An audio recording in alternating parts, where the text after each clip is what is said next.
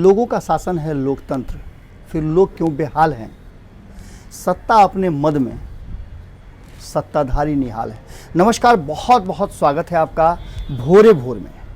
भोरे भोर में खबरें कुछ इस तरह से आ रही हैं जिसको लेकर के आपके सामने आना मेरे लिए बहुत ज़रूरी हो जाता है। खबर बिल्कुल आपसे जुड़ी हुई है और आपने जो लोकतंत्र के मर्यादा, मिले अधिकार और उसे एक पर्व की तरह अपने कर्तव्य का पूरी तरह से निर्वहन करते हुए एक मजबूत सरकार बनाया। वोटों के प्रतिशत बताते हैं कि आप देश के जागरूक नागरिक हैं और ऐसी स्थिति में जब आप इतनी तन्मयता से सब कुछ, अपना मुस्तकबिल आप किसी को सौंप देते हैं तो निश्चित रूप से आपकी अपेक्षाएं भी उस व्यक्ति से जरूर होती होंगी।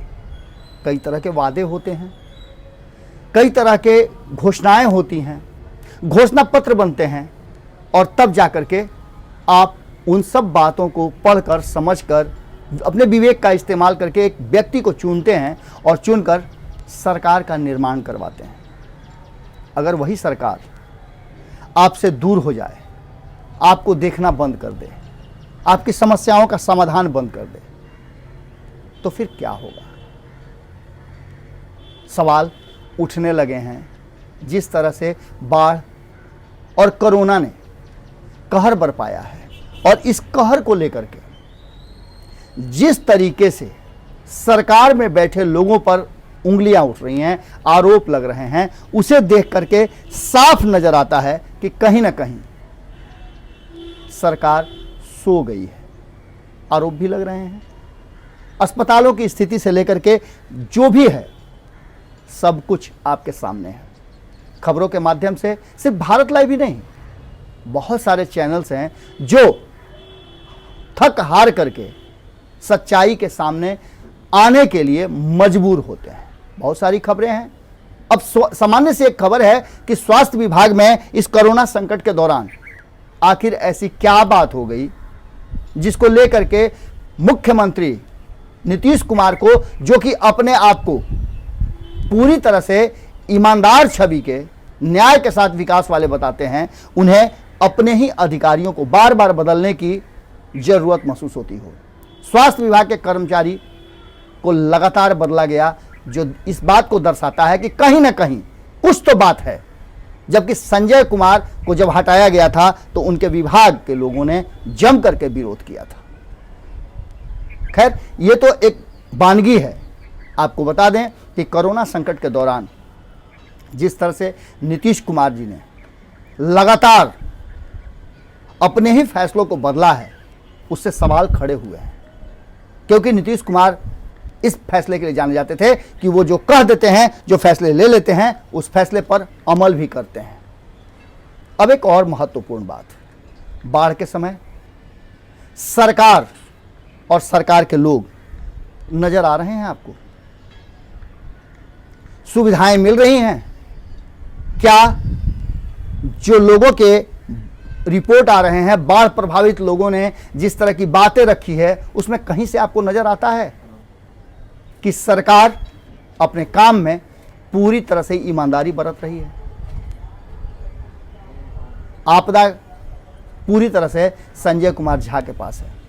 एमएलसी हैं और उन्हें स्पेशल रूप से नीतीश कुमार ने ये पद दिया था जब ललन सिंह, इससे पहले जो जल संसाधन मंत्री थे, उन्होंने एमपी का चुनाव जीता।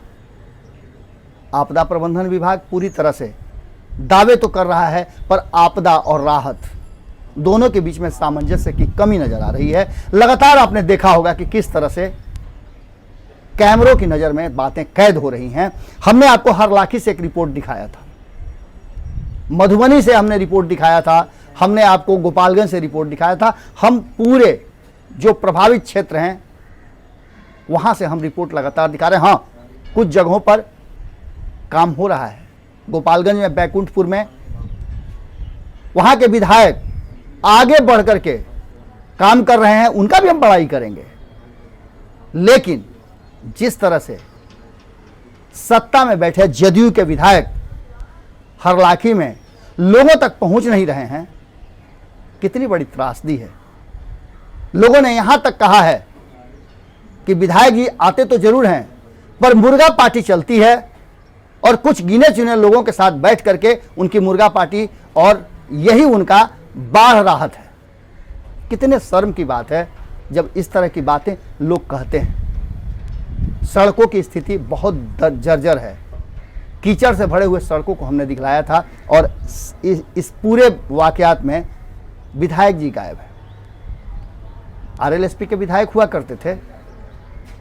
सत्ता मद और सत्ता के लालच में अचानक से उन्होंने नीतीश जी का दामन पकड़ लिया कि नीतीश जी उन्हें मंत्री बना देंगे।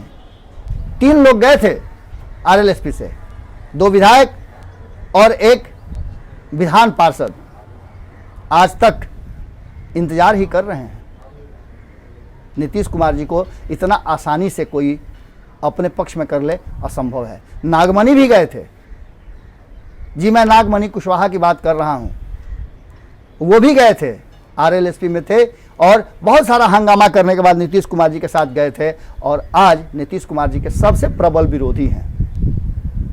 हालांकि खुल करके तो ये भी नहीं बोलते हैं, सुधांशु शेखर हों या फिर ललन पासवान हों, ये सारे लोग चुप्पी साधे हुए रहते हैं, पर इनके मन में भीतर ही भीतर अब तो ऐसा लगता है कि उनका टिकट भी कटने वाला है, क्योंकि नीतीश कुमार जी वो टिकट बीजेपी के खाते में देने जा रहे हैं। बीजेपी के लोगों ने जम करके वहां फील्डिंग शुरू कर दिया। खैर, ये तो बातें राजनीति की हुई, लेकिन अब जिस तरह से स्थितियां सामने आ रही हैं, उन स्थितियों को देख करके साफ साफ नजर आ रहा है कि कहीं ना कहीं सरकार लोगों से दूर हो रही है।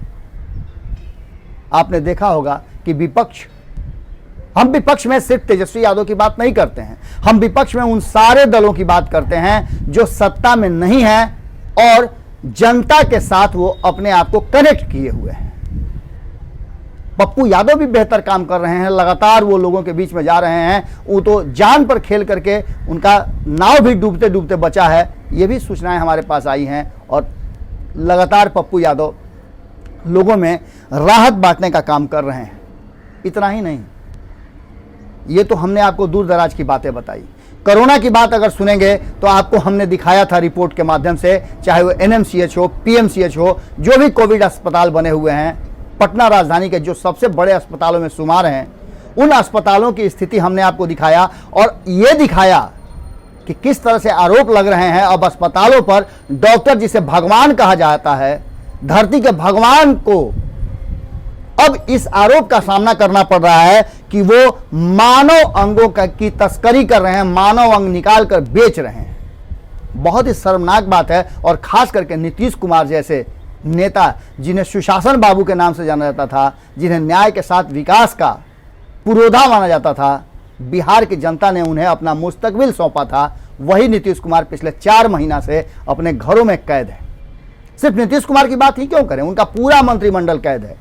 एक दिन स्वास्थ्य मंत्री निकलते हैं तो पूरा का पूरा मंत्रिमंडल बड़ाई करने में लग जाता है कि देखिए हमारे कैसे स्वास्थ्य मंत्री हैं जो कोरोना से नहीं डर करके और सीधे घुस जाते हैं, जबकि पूरा डॉक्टर को पीपी किट नहीं मिले, पर हमारे मंत्री जी पूरा ऊपर से नीचे तक ढक करके, सिर्फ आंख भी उनका जो नजर आ रहा था वो भी कई परत दर परत ढका हुआ था, जिससे कि उन्हें कोरोना संक्रमण। अच्छी बात है, आप अगर प्रिकॉशन ले रहे हैं तो अच्छी बात है, पर इन 12.5 करोड़ जनता का मालिक कौन है, किसके हाथ में मुस्तकबिल सौंपा गया है, इस पर भी आपको गौर करना चाहिए। बात दूर दराज की छोड़िए ना साहब, पटना राजधानी में लगातार सत्ता में बैठे लोगों पर आरोप लग रहे हैं। चाहे वो दीघा की बात कर लें, दीघा की जनता ने तो विधायक जी को हुड आउट करके उन्हें क्षेत्र से बाहर जाने के लिए तक मजबूर कर दिया। खूब जम करके हंगामा हुआ, और लोगों ने, हमने ये भी खबर चलाया था कि विधायक जी ने क्या कुछ कहा, अपनी मजबूरियां भी उन्होंने बताई। लेकिन मजबूरियां जनता की आप कौन समझेगा सर। बात अगर और राजधानी के क्षेत्रों की करें, विधानसभा की करें, तो आपने देखा होगा कि बांकीपुर विधानसभा में लोग किस तरह से सरकार को घेर रहे हैं। विधायक जी फरार हो गए हैं और लोगों को बात करके ये बता रहे हैं कि आप ये सब क्या कर रहे हैं, जबकि वास्तविकता ये है कि आरोप बहुत सारे लग रहे हैं। आरोप लग रहा है कि कोरोना मरीजों को घाल मेल करके भीतर में खेल करके और बांस घाट में जलाया जा रहा है, जिससे कि घनी आबादी है, करीब 50 लाख लोग इससे प्रभावित हैं। ऐसी स्थिति में आप सोचिए कि क्या स्थिति होने वाली है। 50 लाख लोगों का अगर स्वास्थ्य खराब होता है, वो डरे सहमे हुए हैं, लगातार मौतें हो रही हैं। सिर्फ एक मोहल्ले की बात करें तो आपको रिपोर्ट के माध्यम से, वीडियो के माध्यम से हमने दिखाया था कि कितने आक्रोशित हैं यहाँ के लोग, और लोगों का कहना है कि यहां पूरी तरह से शासन तंत्र घाल मेल करके गलत ढंग से कोरोना संक्रमित मरीजों को, जो कि जिनकी मौत हो जा रही है, बांस घाट में बिल्कुल सड़क के किनारे, क्योंकि पानी बढ़ गया है और पानी बढ़ने से मोहल्ला और घनी आबादी के बीच में जलाया जाता है, जिसके धुआं से दहशत में है लोग, और कई लोगों का दम घुटने से मौत तक हो गया है। अब इसका आप क्या जवाब देंगे, जबकि इसके लिए धरना प्रदर्शन हुआ, कई लोगों पर केस भी हुआ। इन सब बातों को लेकर के कहीं ना कहीं सरकारी तंत्र विफल नजर आ रहा है, और यह नजर आ रहा है कि जनता से सरकार का संबंध टूटा हुआ है। कहीं ना कहीं नीतीश और मोदी, जो लगातार पिछले 15 साल से, अगर बीच के कुछ कालखंड को छोड़ दिया जाए, तो सत्ता में हैं, और इन 15 सालों में क्या कुछ किया उसका नजारा आपके सामने है। इतना ही नहीं, तेजस्वी यादव ने लगातार नेता प्रतिपक्ष होते हुए दौरा किया है, नाव से वो लोगों तक मिलने गए हैं, और इसके साथ ही बिहार के विभिन्न मुद्दों को लेकर के वो सरकार को आगाह कर रहे हैं, जागरूक कर रहे हैं, पर ऐसा कुछ भी नहीं नजर आ रहा है जिससे सरकार को लगे कि वो अवेयर है। 400 गज की दूरी पर कोरोना मरीजों को जलाया जाता है, वहां जो कर्मचारी हैं वो त्रस्त हैं, डरे हुए हैं, सहमे हुए हैं। उनका कहना है कि दबंगों के जबरदस्ती करने से हमें इन लाशों का दाह संस्कार करना पड़ता है, जबकि उनके परिजन उनसे सटने नहीं आते हैं। लेकिन वहाँ जो कर्मचारी हैं, जो वहाँ दाह संस्कार करने वाले लोग हैं, वो मजबूर हैं। उन्हें सही मुआवजा भी नहीं मिल रहा है जो उनके लिए फिक्स किया गया है। ये सब बातें हैं, और इन सब बातों के साथ एक आवाज़ तो जरूर उठने लगी है। चुनावी साल है, और चुनावी साल में यदि सरकार पर यह आरोप लगने लगे कि जनता से दूर हो गए हैं, तो आप समझिए कि चुनाव में क्या कुछ होगा। फैसला आप ही को करना है। आप सरकार से क्या कुछ अपेक्षाएं रखते हैं, सरकार आपकी कितनी अपेक्षाओं पर खरी उतर रही है। 15 साल की सरकार यदि अपनी खूबियों को बताने में अक्षम हो, दूसरे की नाकामियां बताना शुरू करे और उसके आधार पर अपना सुशासन दिखाए, तो आप समझ सकते हैं कि विकास कहां अटक गया है। डबल इंजन की सरकार की बात हो रही है, और डबल इंजन की सरकार को लेकर के जिस तरह की बातें कही गई थी, दावा किया गया था, और जिस तरह से 2017 में नीतीश कुमार जी ने ये बातें कही थी कि मैं बिहार के विकास के लिए, बिहार की जनता की भावनाओं को देखते हुए अपना यह फैसला ले रहा हूं, और इस फैसले के साथ मैं बिहार का डबल इंजन से विकास करूंगा। और विकास क्या हुआ है यह आप खुद देख सकते हैं। 15 सालों में बाढ़ ज्यों का त्यों है, सुखाड़ ज्यों का त्यों है, चमकी बुखार ज्यों का त्यों है। कोरोना तो मान लीजिए कि एक अकस्मात आई हुई महामारी है, पर सामान्य सी बीमारियों के लिए एक जच्चा बच्चा की देख रेख नहीं कर सकते हैं, प्रसूति महिला का इलाज तक संभव नहीं है आपके यहां। तो ऐसी स्थिति में आपके दावे सारे जो हैं वो ध्वस्त होते हैं, और इन दावों के साथ आप चुनाव में आएंगे। आपने लोकसभा में घोषणा पत्र तक जारी नहीं किया था नीतीश कुमार जी, और ऐसी स्थिति में आप एक बात तो समझ लीजिएगा कि फिर आपको इसी चुनाव में जाना है, इन्हीं जनता के बीच में जाना है। और जनता से दूरी, आप ये सोच रहे होंगे कि सोशल मीडिया के माध्यम से डिजिटल रैलियां करके आप लोगों को अपने पक्ष में कर लेंगे, तो उसका तो नतीजा आप देख ही रहे हैं कि जब आप डिजिटल रैली कर रहे हैं, आपके बड़े बड़े नेता जब सोशल मीडिया से मुखातिब हो रहे हैं लोगों से, कार्यकर्ताओं से, तो 2, 4, 10, 20 लोग तक देखते हैं, अधिक से अधिक 100 लोगों ने कभी देखा होगा। पर जो स्थिति है वो निश्चित रूप से चिंताजनक है, और चिंताजनक इसलिए है कि लोकतंत्र में लोगों के साथ जब तंत्र का दूरी हो जाए, दुराव हो जाए, बीच में एक दीवार खड़ी हो जाए, तो निश्चित रूप से कहीं ना कहीं शासन पर उंगलियां उठती हैं, और ये उंगली जो है इसी में टीका लगता है जो चुनाव के समय में, वोट देते समय आपके सरकार और चुनाव विभाग, निर्वाचन आयोग लगाता है। ये इस बात का निशान है कि हम जागरूक नागरिक हैं, पर आप कब जागिएगा ये बहुत ज़रूरी है। भोरे भोर में हम यही विराम देते हैं, फिर किसी खबर के साथ मिलेंगे, लेकिन एक सवाल आपके साथ छोड़ के जाते हैं कि क्या आप अपनी सरकार से संतुष्ट हैं? अगर हैं तो भी लिखिए, अगर सरकार से आप प्रेम करते हैं तब भी लिखिए, सरकार की नाकामियां आपके पास हैं तब भी लिखें, लेकिन अपने विचार जरूर दें। कमेंट बॉक्स के माध्यम से अपनी बात को जरूर रखें। आप अगर नहीं लिखेंगे तो कौन लिखेगा? सरकार आपको बनाना है, ये राज्य और ये देश आप पर टिका हुआ है, कोई सरकार नहीं, जनता है, और लोकतंत्र में जनता ही मालिक है। ये आप मान के चलिए। आपके भले ही सेवक गलतियां कर रहे हो, पर आपका काम है उन्हें ठीक करना। छड़ी ले लीजिए ना, उस छड़ी से उन्हें ठीक कीजिए। मिलते हैं, नमस्कार।